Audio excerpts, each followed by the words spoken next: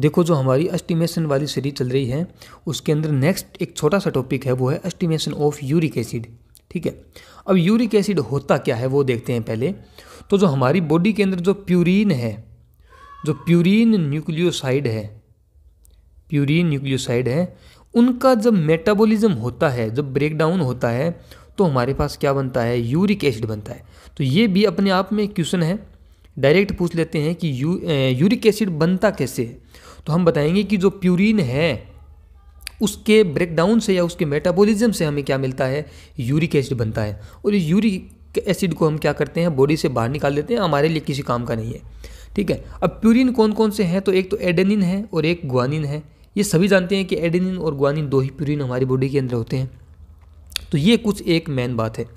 अब इस uric acid को हम एस्टिमेट करेंगे ब्लड के अंदर। तो सैंपल कलेक्ट करेंगे सबसे पहले।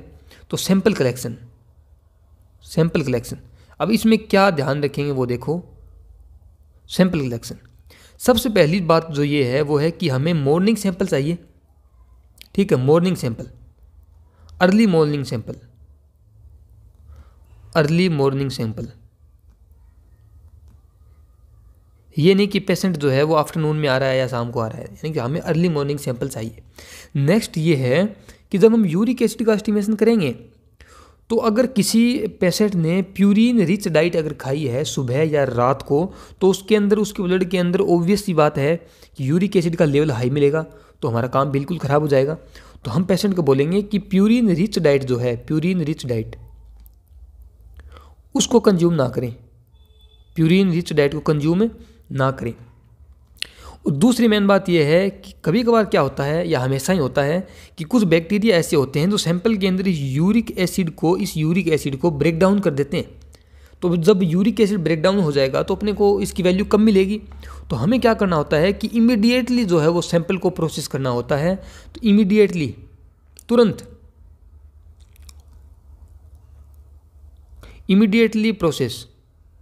सैंपल को इमीडिएटली प्रोसेस करना होगा ताकि यूरिक एसिड का सही से एस्टिमेशन हम कर सकें। अगर थोड़ा बहुत टाइम लग रहा है, जितना भी टाइम लग रहा है, तो प्रिजर्वेटिव अगर हमें यूज़ करना है, अगर हमें चाहिए, हमें नीड है प्रिजर्वेटिव, तो हम कौन सा प्रिजर्वेटिव यूज़ कर सकते हैं, तो वो है थाइमोल।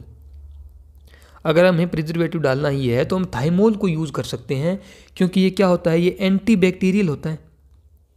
ठीक है, एंटीबैक्टीरियल होता है।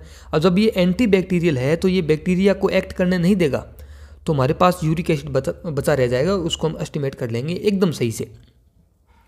अब इस यूरिक एसिड के लिए जो मेथड यूज़ करते हैं वो कौन सा है मेथड, इस मेथड का नाम है यूरिकेज मेथड। अब जैसा कि इस मेथड के नाम में है एज, यानी कि यूरिकेज एंजाइम है, तो जब ये एंजाइम है तो इस मेथड को क्या बोलेंगे, एंजाइमेटिक मेथड बोलेंगे,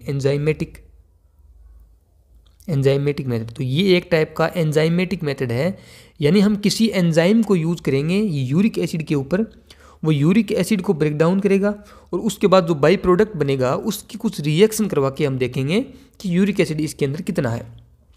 अब प्रिंसिपल क्या है इसका, प्रिंसिपल होता क्या है इस मेथड के अंदर वो देखते हैं। कि यूरिक एसिड अपने पास सैंपल में होगा, इस यूरिक एसिड की हम यूरिकेज जो एंजाइम है इसके साथ रिएक्शन करवाएंगे। बेसिकली इसमें क्या होगा, इसमें ऑक्सीडेशन होगा यूरिक एसिड का, और ऑक्सीडेशन होगा तो हमें क्या मिलेगा, CO2 निकलेगी और H2O2 निकलेगा। और ये वाला जो यूरिक एसिड है ये चेंज हो जाएगा किसमें, एलेंटोन में चेंज हो गया।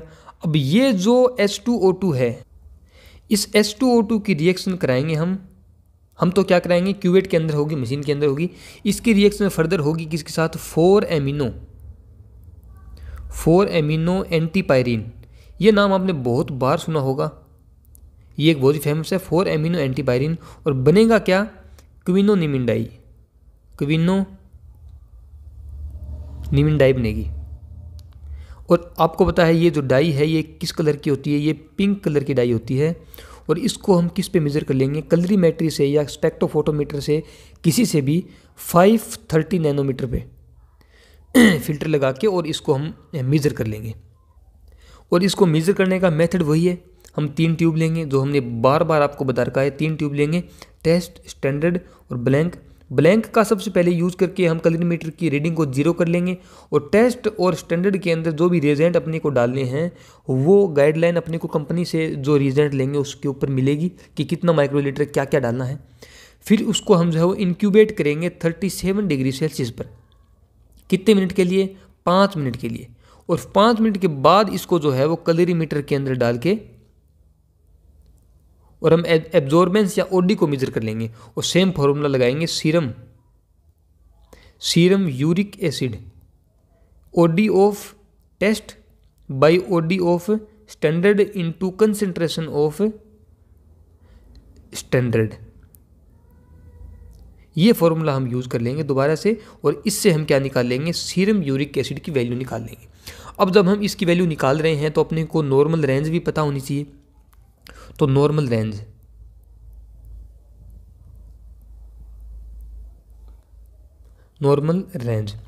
इसमें क्या होता है, फीमेल और मेल के अंदर दोनों के अंदर रेंज अलग अलग होती है।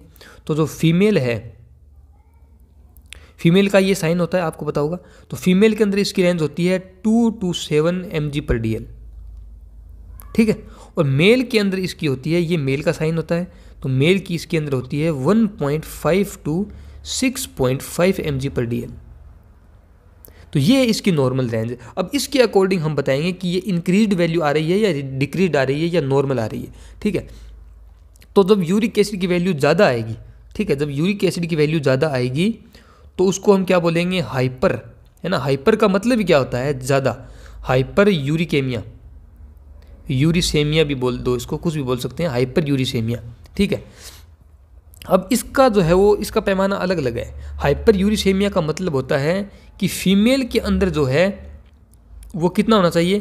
फीमेल के अंदर यूरिक एसिड का लेवल 6 mg/dl से ज़्यादा होना चाहिए, तब हम बोलेंगे कि हाँ इस फीमेल के अंदर हाइपर यूरिसेमिया है। और मेल के अंदर होना चाहिए कितना? 8 mg/dl, 8 mg/dl से ज़्यादा होना चाहिए, तब हम बोल देंगे कि इसके अंदर क्या है?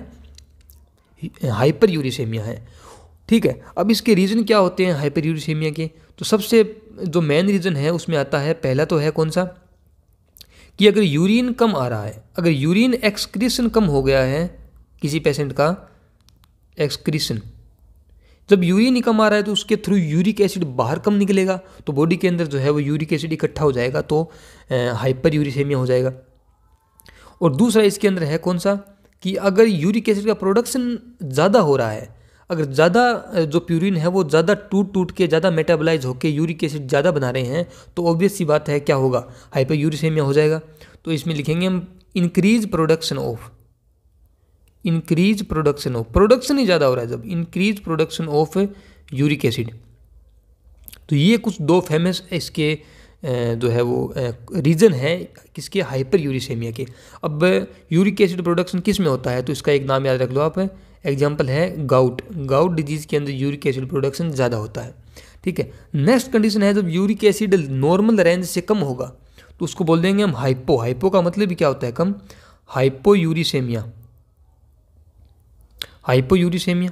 ठीक है। अब इसमें वो है, इसके अंदर दोनों मेल और फीमेल दोनों के अंदर 2 mg/dl से कम जब हो जाएगा यूरिक एसिड का लेवल, तब हम बोल देंगे इसको, इसमें क्या है? हाइपर यूरिसेमिया है। अब इसके भी कुछ रीज़न है, जैसे कि एक तो वही है कि यूरिक एसिड बन ही कम रहा है ना, तो उसमें तो इसमें तो होगा क्या है? Decrease production of uric acid, या कुछ ड्रग्स भी है जो कि यूरिक एसिड को कम करती है, ठीक है। ड्रग्स, उनको नाम याद रखने की ज़रूरत आपको नहीं है। और कुछ एक एंजाइम है जिनकी वजह से क्या हो सकता है, वो एंजाइम कम हो जाते हैं, वो एंजाइम जब कम हो जाएंगे तब ये यूरिक एसिड का लेवल भी कम हो जाएगा, जैसे कि जेनथीन ऑक्सीडेज। ये एंजाइम जब कम हो जाएगा तभी यूरिक एसिड का लेवल हमें कम मिलेगा, तो इसको हम बोलेंगे हाइपोयूरिसेमिया। तो ये कहानी थी पूरी किसकी? एस्टिमेशन ऑफ यूरिक एसिड की। एक छोटा सा टॉपिक है,